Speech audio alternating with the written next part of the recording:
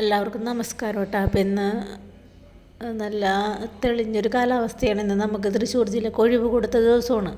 അപ്പോൾ ഒഴിവ് കൊടുത്ത ദിവസമായപ്പോൾ ഇന്ന് തെളിഞ്ഞ കാലാവസ്ഥയാണ്. ഇന്നലെ അപ്പം നമ്മൾ പല വീഡിയോകളിലും കണ്ട് തൃശ്ശൂർ ജില്ലയിലെ പല വീടുകളിലും വെള്ളം കയറണതൊക്കെ നമ്മൾ ഇന്ന് കണ്ട് കൃഷികൾക്ക് നാശം സംഭവിക്കണത്, അതുപോലെ വീടുകളിലോട്ട് വെള്ളം കയറണതൊക്കെ കണ്ടിട്ടുണ്ടായിരുന്നു. അപ്പോൾ ഇന്ന് അതായിരിക്കും അവർ ഒഴിവ് കൊടുത്തത്. പക്ഷെ ഇന്ന് നല്ല തെളിഞ്ഞ കാലാവസ്ഥയാണ്. അതായത് നമ്മുടെ ഓണം പ്രമാണിച്ചുള്ള വെന്തിമ പൂവ് വിടർന്ന് വന്നാണ്ട ആദ്യത്തെ പൂവാണ്ട് ഈ വിടർന്ന് വന്നത്.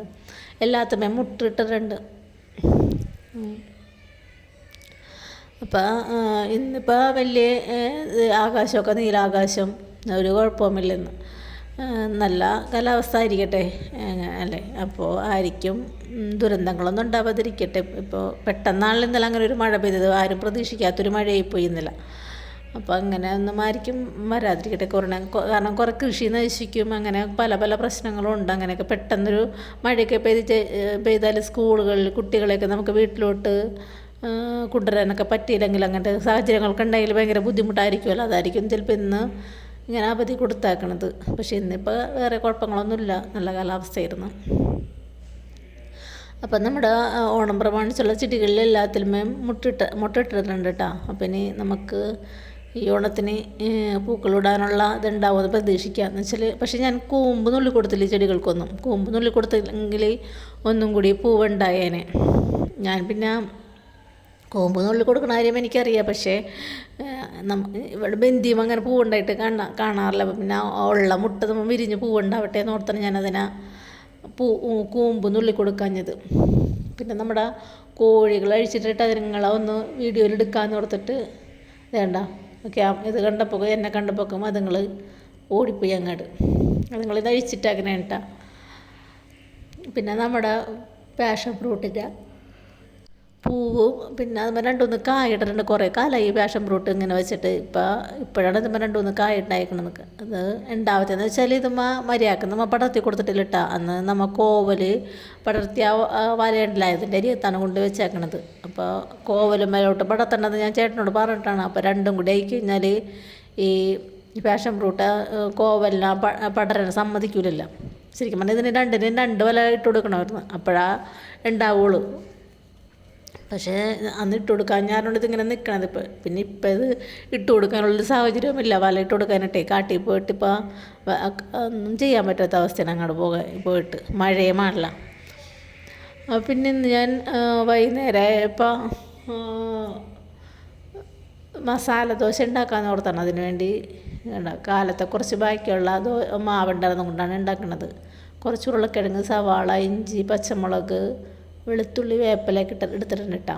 പിന്നെ ഇത് ഉരുളക്കിഴങ്ങ് വെന്തില്ലെങ്കിലാന്ന് ഓർത്ത് ഞാനൊന്ന് പകുതിയാക്കി മുറിച്ചിട്ടാണ് കുക്കറിലോട്ട് വെള്ളം ഒഴിച്ച് വേവിക്കാൻ വെക്കണത്. കുറച്ച് ഉപ്പ് ഇട്ടിട്ടുണ്ട്. വൈകുന്നേരം ആകുമ്പോൾ നമുക്ക് എന്തെങ്കിലും ഒന്ന് കഴിക്കാൻ തോന്നുമല്ലോ. അപ്പോൾ പിന്നെ കടയിൽ നിന്ന് വാങ്ങിച്ച് കഴിക്കണം എന്ന് പറഞ്ഞത് കഴിഞ്ഞാൽ അത്ര ഇഷ്ടമല്ല നമുക്ക്. വെച്ചാൽ ഈ ഉണ്ടാക്കിയ വെളിച്ചെണ്ണ കൊണ്ടൊക്കെ തന്നെ ആയിരിക്കുമല്ലോ, വെളിച്ചെണ്ണ എണ്ണ അങ്ങനെ കൊണ്ടായിരിക്കുമല്ലോ വീണ്ടും വീണ്ടും ഉണ്ടാക്കണം. അപ്പോൾ പിന്നെ നമുക്കത് അതൊക്കെ ഓർക്കും വാങ്ങിച്ച് കഴിക്കുമ്പോൾ. പിന്നെ നമുക്കത് വാങ്ങിക്കാൻ തോന്നില്ല. പിന്നെ ഇടയ്ക്കൊക്കെ വാങ്ങിക്കോട്ടാ. ഇടയ്ക്കെന്ന് വെച്ചാൽ വല്ലപ്പോഴും വാങ്ങിക്കുള്ളൂ, അങ്ങനെ വാങ്ങിക്കാറില്ല. എന്തെങ്കിലും നമ്മൾ ഉണ്ടാക്കും. പിന്നെ അല്ലെങ്കിൽ പഴം പുഴുങ്ങേ അങ്ങനെ എന്തെങ്കിലുമൊക്കെ ചെയ്യും. പഴം അരിഞ്ഞിടേ മിക്കതും കടയിൽ നിന്ന് വാങ്ങിക്കാണ്ട് നോക്കും. കഴിക്കാനിരിക്കുമ്പോൾ നമുക്ക് പലതും ഓർക്കും. അപ്പോൾ പിന്നെ നമുക്ക് കഴിക്കാൻ തോന്നില്ല. പിന്നെ ഇത് സവാള, പച്ചമുളക്, പിന്നെ ഇഞ്ചിയും വെളുത്തുള്ളിയൊക്കെ പേസ്റ്റാക്കി വെച്ചത്, ഇതൊക്കെ കൂടിയാണ് ഞാൻ ഈ വാട്ടിയെടുക്കണം കേട്ടോ. വാട്ടിയിട്ട് ഇത് ഉരുളക്കിഴങ്ങ് വേവിക്കാൻ വെച്ചപ്പോൾ തന്നെ ഞാനിതും വാട്ടാനായിട്ട് ഇട്ടിട്ടുണ്ടായിരുന്നു. അപ്പോക്കും ഇതിൽ വെന്ത് വരുമ്പോഴേക്കും ഇതിൽ ഇട്ടാൽ മതിയല്ലോ എന്നോർത്തേ. പിന്നെ ഇത് ഉടച്ചിട്ടാണ് ടയറിൻ്റെത് ഉരുളക്കിഴങ്ങ്. ഞാൻ ഉടക്കാണ്ട് ഇട്ടിട്ട് അതിലിട്ട് തന്നെ ഉടക്കണം. ഒരു മടിയോർത്തനം അങ്ങനെ ചെയ്തത്, അതിലിട്ട് ഉടക്കലുന്ന പരിപാടി. അങ്ങനെ ഉരുളക്കിഴങ്ങ് ഒരുവിധം വെന്ത് ഉടഞ്ഞിട്ടുണ്ടായിരുന്നു. എന്നിട്ടൊന്നും ആ കയ്യിലും കൊണ്ട് തന്നെ മുറിച്ചിട്ട് ഉടക്കണേന്. ഇപ്പോൾ നമുക്ക് മസാല ദോശയൊക്കെ ഇപ്പോൾ എല്ലാവർക്കും അറിയാതൊക്കെ ചെയ്യാനായിട്ട് അത്ര പാടൊന്നുമില്ല ഇത് ചെയ്യാനായിട്ട്. ഇതിപ്പോൾ ഞാൻ ഫ്ലെയിം ഒന്ന് ഓഫാക്കിയിട്ടാണ് കേട്ടോ ഇത് ചെയ്യണത്. ഇപ്പം നമുക്ക് അങ്ങനെ ഇത് സ്റ്റൗ കത്തിച്ച് ചെയ്യണ്ട. ഇത് പൊടികളൊക്കെ മൂത്ത് കഴിഞ്ഞാൽ പിന്നെ ഉരുളക്കിഴങ്ങ് ഇട്ട് അങ്ങോട്ട് നമ്മൾ ഉടച്ച് കൂട്ടിയെടുത്താൽ മതി, വേറെ ഒന്നും ചെയ്യാനില്ല ഇതിൽ. പിന്നെ ഞാൻ അതിനുള്ള ആവശ്യത്തിന് ഉപ്പിട്ട് കൊടുത്തിട്ടുണ്ട് കേട്ടോ. ഉപ്പിട്ട് കൊടുക്കണത് കാണിച്ചിട്ടില്ല. പിന്നെ കാലത്തെ കണ്ട ഇതിൻ്റെ പരിപാടി ഒരുവിധം കഴിഞ്ഞ്. കാലത്ത് നമുക്ക് ഇഡ്ഡലിയും ചമ്മന്തിയുമായിരുന്നു. അപ്പോൾ കുറച്ച് മാവ് ബാക്കി ഉണ്ടായിരുന്നു കേട്ടോ. ആ ബാക്കിയുള്ള മാവും കൊണ്ട് ആണ് വൈകുന്നേരം ഈ ചെയ്യണത്. അപ്പോൾ ഈ മാവിൽ ക്യാരറ്റ് ഉണ്ടല്ലോ, ക്യാരറ്റ് വീട്ടിലധികം ഉണ്ടായിരുന്നു. അപ്പോൾ ക്യാരറ്റൊക്കെ അരിഞ്ഞിട്ട് അതിൽ മാവിലിട്ട് അടിച്ച് വെച്ചിട്ടുണ്ടായിരുന്നു. അത് കാരണം മാവിനൊരു ചുവന്ന കളറാണ് കേട്ടോ.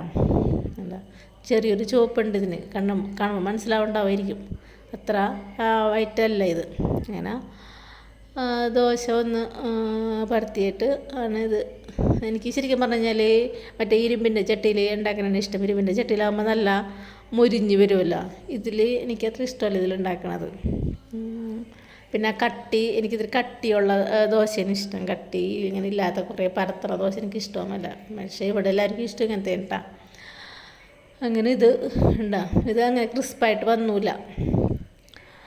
പിന്നെ ഉള്ളിൽ നമ്മൾ ഈ മസാലയ്ക്കൊക്കെ ഉണ്ടെങ്കിൽ നമുക്ക് കഴിക്കാം, ടേസ്റ്റ് ഉണ്ടാവില്ല. അപ്പം എന്നിട്ട് ഒരു 5-6 ഉണ്ടായിരുന്നു കേട്ടോ. 5-6 ഉണ്ടാക്കിയെടുത്ത്. എന്നിട്ട് അതിൻ്റെ ഉള്ളിൽ നമ്മൾ ഈ ഉണ്ടാക്കി വെച്ചേക്കണ മസാല ഉണ്ടല്ലോ, ഉരുളക്കിഴങ്ങിൻ്റെ മസാല ഇട്ട് കൊടുത്തിട്ട് മടക്കി വെക്കും. അത്രയും പണിയുള്ളൂ. ഇനി വേറെ വലിയ പണികളൊന്നുമില്ല. വേറെ നമ്മൾ മല്ലിപ്പൊടിയോ മുളക് പൊടിയോ ഒന്നും എടുക്കണ്ട. നമ്മൾ വീട്ടിലുണ്ടായ കാന്താരി മുളക് അതിലിട്ട് കൊടുത്തേക്കണത്. അപ്പോൾ അത്യാവശ്യം എരിവുണ്ടായിരുന്നു. ഒരു 3-4 കാന്താരി മുളക് ഇട്ടിട്ടുണ്ടായിരുന്നു. കണ്ട ഇത്രയും ദോശ ഉണ്ടാക്കിയിട്ടുണ്ട്. അപ്പോൾ ഇന്നത്തെ വീഡിയോ ഇത്രയുള്ളൂ കേട്ടോ. അടുത്ത വീഡിയോ ഇട്ട് നമുക്ക് അടുത്ത ദിവസം കാണാം.